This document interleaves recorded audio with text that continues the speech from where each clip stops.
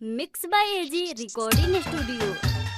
जूता से पता हमारा रोहित, जूता से मोरती पहले पता हमारा रोहित तो जूता से मोरती दिल बड़े बिसारी ते हमारा केरारी, दिल बड़े बिसारी ते हमारा केरारी, दिल हमारे दुखैले मन पड़े बिगारी, लागल बायाक दिल में काहे ना बरकी रे, पहले पता हमारा, पहले पता हमारा, पहले पता हमारा रोहित ता गोरी जूता से मरती, पहले पता हमारा रोहित ता गोरी चप्पल से मरती, पहले पता हमारा रोहित ता गोरी जूता से मरती। Mix by AG recording studio.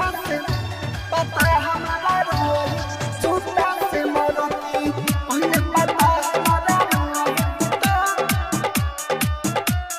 जूता से मरती। हम प्यार करेले हमसे काहे दूसरा संगे जाले, बड़े ना धराई तोरा मुँह काहे लाले,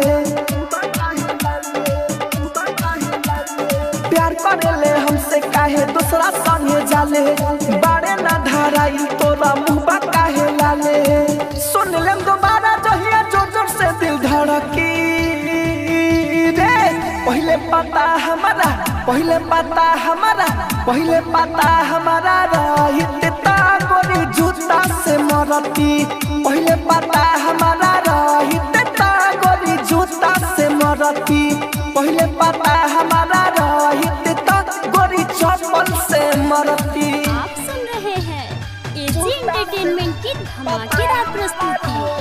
जूता से मरती पहले पता हमारा रोहित ता जूता से मरती। राइटर यार अबिया चंदन से लगावे तू लोला, प्यार करेली तोहरा से बताए प्यार का होला,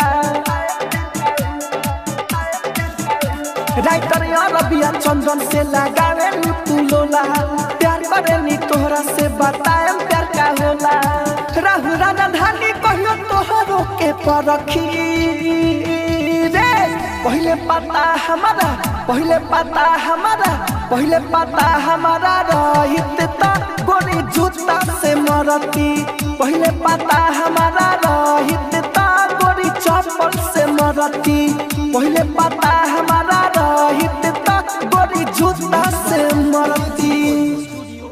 रोशनपुर